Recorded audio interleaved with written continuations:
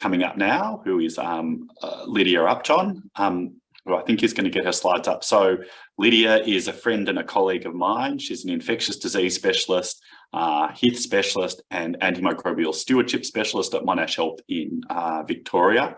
Has had vast experience in all of them. And Lydia, during the pandemic, really took up for our HITH service at Monash, which, you know, covers a very large proportion of the Melbourne population, the challenge of trying to work out how to retool our HITH service really to deliver early COVID therapies to patients. And I think she's going to really tell us about the journey and some of the learnings which keep continuing. Thanks so much, Lydia. We can see your slides there. Okay, I'm happy to skip my title slide. So I'll just quickly whiz over the early therapies that we used in HITH, and in order to jump onto the implementation model that we used at Monash. And it was a real challenge that we took up to try and figure out how to, what we should do, how we should implement these new therapies. It was given to HITH as a task. So I was just going to kind of describe what we did. But everyone probably knows these key concepts of early treatment for COVID. The real key is that most therapies have to be given within the first 5 to 7 days, and really it's earlier the better. It's really for patients who have mild to moderate respiratory disease with no hypoxia, and that they're not in hospital for moderate or severe COVID.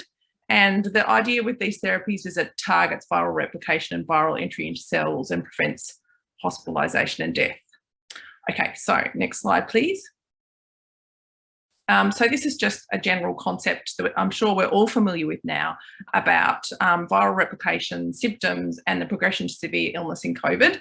And where our therapies fit in is really in that very early phase where there's high viral replication but only mild illness. And the idea is to push the viral replication down so that we prevent that progression to severe illness. Okay, happy for you to click onwards. Yep, and keep going. Skip this one. So really we started off with the monoclonal antibodies for COVID.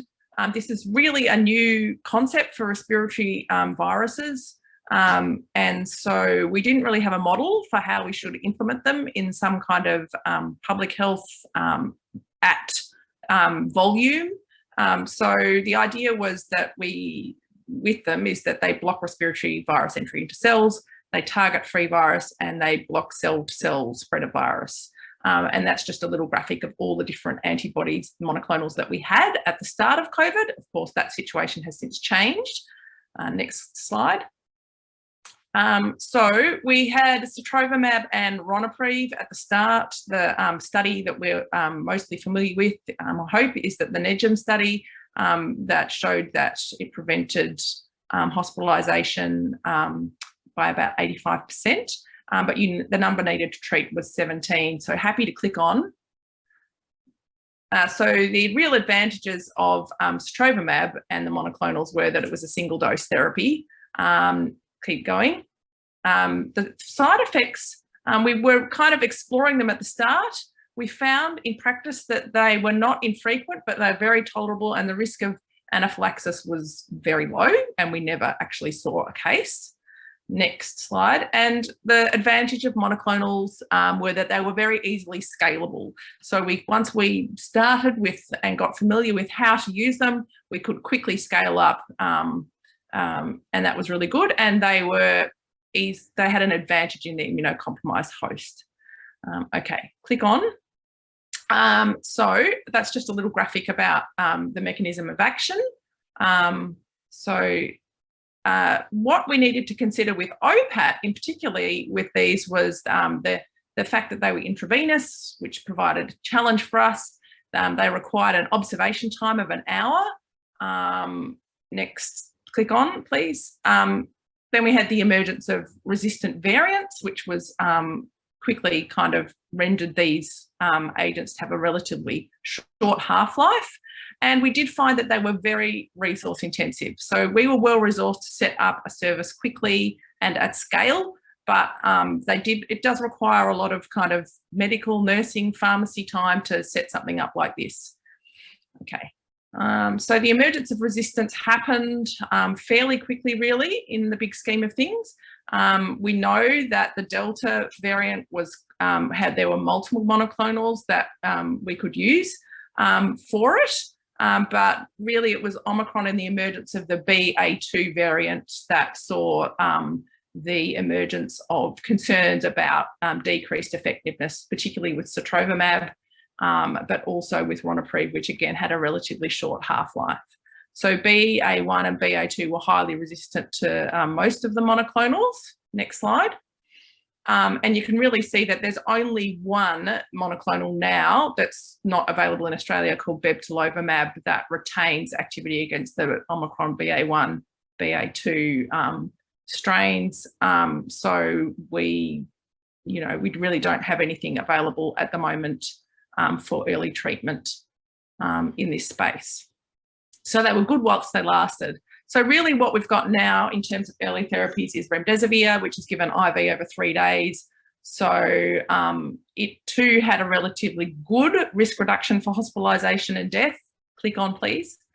And we have used the model of using it in a clinic that we've set up. But we do have given the second and third doses as in the home therapy. If the patient prefers that, if they're suitable, and if we've got the adequate, nursing staff and resources available. It is very resource intensive as well to give. And click on, please. And we have to be careful about patient selection for this therapy. Next slide. There's some problems with Remdesivir. If you've used it, I'm sure you're familiar with the fact that you can't give it to people who've got renal impairment with an EGFR less than 30. It can't be given if they've got abnormal liver function tests or if their weight is less than 40. Click on. So we have developed a protocolized way of giving it in our clinic. We take some bloods before the first dose, we give the first dose and we check the LFTs and we cease the therapy if we've got an abnormal ALT. We've protocolized our administration of Remdesivir and the nurses routinely check the patient's weight. And we have careful patient selection and we only give it according to high priority groups. Which has changed over the course of the pandemic and with the different therapies that have become available. But generally, we give it to patients that are who are high risk, who are not suitable for oral therapies like Paxlovid, and where perhaps molnupiravir may not be as effective as we would wish.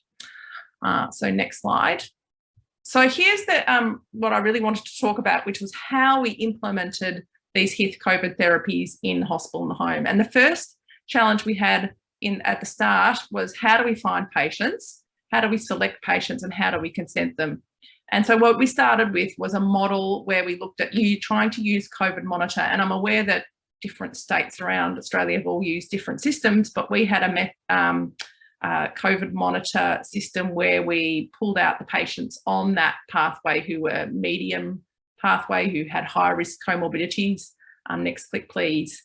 And we tried to select them when they had their intake assessment via the nursing or allied health staff who were doing what's called their intake assessment onto the COVID monitor service. But we found with that there was often a big delay and we were losing, by the time the patients got pulled from their test and then that they got onto COVID monitor and then they had their intake assessment, we would lose at least 48 hours. And by that time they were out of the window for therapy. So then we started using text messaging and we attached a text message to their initial text that they got once they had joined COVID monitor, and if they answered yes to some simple comorbid questions, they would appear on a list, and we used a seconded medical team who were actually ophthalmologists who had their clinics cancelled. And they would call these patients and do the intake assessment and assess them to their suitability and interest in receiving a therapy. And that was actually more successful than waiting for them to go through the other pathway. Next click, please. Then what we found was also a good way at the start of the pandemic when in October, November last year, when awareness of these therapies was really limited and we had these problems with delays in finding people, that we used our local public health unit to generate a list of patients early who were over 55, and we matched them each day with the Australian Immunisation Register data, and so therefore we could quickly generate a list of over 55 patients who were unvaccinated. And then next click, we would cold call in with our residents and our nursing staff, and again assess whether they were interested in suitable and interested in having sotrovimab at the start. And that was actually quite successful. It was highly resource intensive, but we actually found a lot of high risk patients that way. But we did find that the kind of patients that were unvaccinated or had 0 or 1 vaccine were also the patients that were very reluctant to have a therapy. So that was also a challenge. Next click, please. So it was a race against time to try and find patients at the start. And so what we ended up using was universal text messaging to patients, and they would say, it said you might be eligible for a therapy, and there was a link to our website. And we found that the most successful early intervention for trying to locate at-risk patients early was for them to self-select in without needing a referral, without needing a phone call. They would call us and say, I've read through what the information and I think I need this therapy because I meet these criteria. So next click, please. So we instituted a method that we used for quite a few months called self-referral, where the patients would self-select in, and that was, we treated a lot of patients that way. So next slide. And the next challenge was where we were going to give our therapy, on-site versus off-site models. And I'm sure that people who've used these therapies have had the same kind of challenges that we have had. We were very lucky in that we had a clinic, which you can see in that photo, that was off-site, well set up, had a good car park at the front, was kind of anonymous. It didn't have COVID treatment centre plastered up on top of it. And that was really good and allowed us to treat a lot of patients in an efficient manner. But there's some real challenges with the off-site model in terms of, especially with lower numbers, that it was very resource intensive. We needed to fund security guards. We needed to fund nursing staff and a resident off-site. So there's certainly advantages to an on-site model, but at the moment we've still got an off-site model operating. And the other, basic challenges that we had to face was, what do we call our clinic? If we called it for a short time, we called it the infusion centre, and that caused confusion with our on-site medical infusion centre. So we ended up changing our name to a satellite clinic, which was much more flexible and allowed us to move it around if we needed to. Okay, next slide. We developed our own website, which we constantly had, which had all the patient information sheets about all the different therapies as they came on board, and we constantly had to update it, and we constantly reviewed it. But it was very useful, particularly early on in COVID when there were not a lot of resources. Next slide.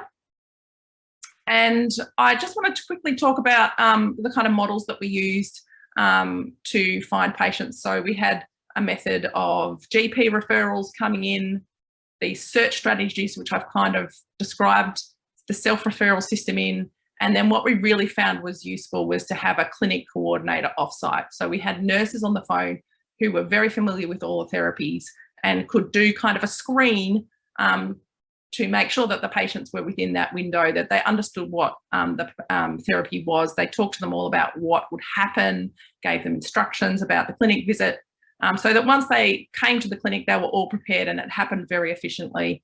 And then they would get their medical assessment, have their treatment, and get followed up with the COVID pathway. So that was our baseline model. And then next slide, please. When we had our surge, when we were getting up to 30 a day patients treated, we did not need to use any kind of search strategies to find patients. We were overflowing with referrals from clinicians. We were overflowing with self-referrals in. So then we put on, we needed extra admin support, people on the phone, extra clinic coordinators. We actually put a doctor on to then started consenting people on the phone and using online forms. And so we made ourselves more efficient during the surges. Next slide, please. And then we changed our model again with the introduction of oral therapies. It actually became more complicated for us because we had to decide, did this patient need an IV therapy like sotrovimab or remdesivir when we changed over to remdesivir, or could we prescribe them an oral therapy? So that added more complexity to the kind of decision making. So we used our doctor on to try and had to assess each patient. And then we changed around again as we tried to shut down self-referrals, which were then becoming burdensome for our clinic. And so next slide, please. This is the current model that we have. So we've cut out our doctor. We just have internal referrals straight to our HITH clinic for remdesivir. That can be from ED, it can be from haematology, it can be from oncology, it can be anyone who's got a high-risk COVID patient who can't have an oral, and they're referring directly to our satellite clinic for remdesivir, which is administered by our nursing staff. So it's quite a slimmed down, more efficient model that we've got now. Next slide, please. So we've had some tech challenges along the way, which we've tried to solve. We were working on shared point spreadsheets for a long time. Next slide. And now we're using an online referral dashboard, which looks like this, which is all pre-populated and constantly updates with patients, and we can easily see what their status is. So that was actually really, really useful to have an online form and some IT tech support. Next slide. And this is really the results of all our efforts. And so from between October and March, October 2021 and March 2022, we gave 1,400 sotrovimab infusions. Then we converted in March to this online system, which allowed us to kind of generate some information graphically about what our activity was. And you can see that that is what's been happening over the time up till now. We changed, the orange is sotrovimab, we changed over to remdesivir, and remdesivir went up and down with the waves that we had, and now is chugging along at a low level, kind of reflecting low community transmission at the moment. Next slide. So at home administration with OPAT, we give all first doses, have done so in clinic. We were working up towards a model of trying to give sotrovimab first doses at home, but then that became superseded with so we had stopped that. But we do give remdesivir second and third doses at home. It's useful to have the clinic assessment first. We do the home visit safety assessment in clinic. There is an efficiency with especially with high numbers for patients coming into clinic. We could do a lot quickly, and it decreased the nursing and travel burden. There were transport costs because we used to organise the patients to come in with transport if they couldn't self-drive in. But we did provide home treatment, especially for those with physical disabilities or continence issues where they really weren't suitable for clinic. And we have administered therapies in nursing homes to selected patients, and we used our in-reach physicians to help us select out who those particular patients who might be high functioning and might be suitable for an IV therapy in the nursing home, and we would administer that with HITH in the nursing home. So that worked well. Next slide. So here are the basic messages for me before I finish. I realise I've gone a bit over time. Here are the implementation lessons from what I've learned. To set up something at scale like this with hospital in the home, you need executive support and funding. Number one, you have to, there's on-site and off-site models are really important to consider, and there's advantages and disadvantages of both of those. The team is really important in setting something up like this quickly.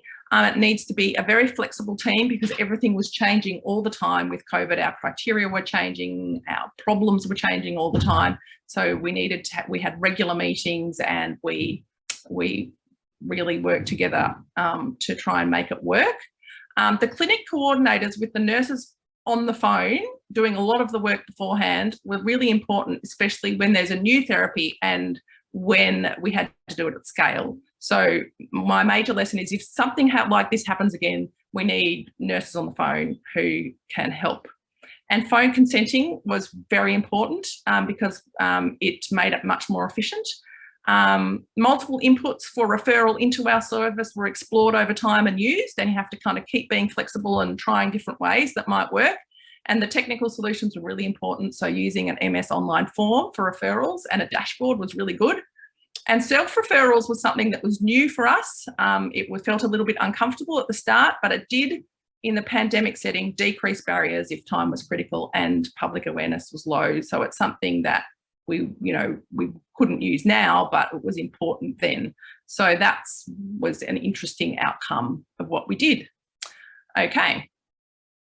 And I think I've just got an acknowledgement slide at the end, which is just all the people who helped out with our clinic, the physicians, the nurses, Anton from the Transformation Office, and all the ophthalmologists who helped us out on the phone. We had an amazing team behind us. I think you'll agree, Ben.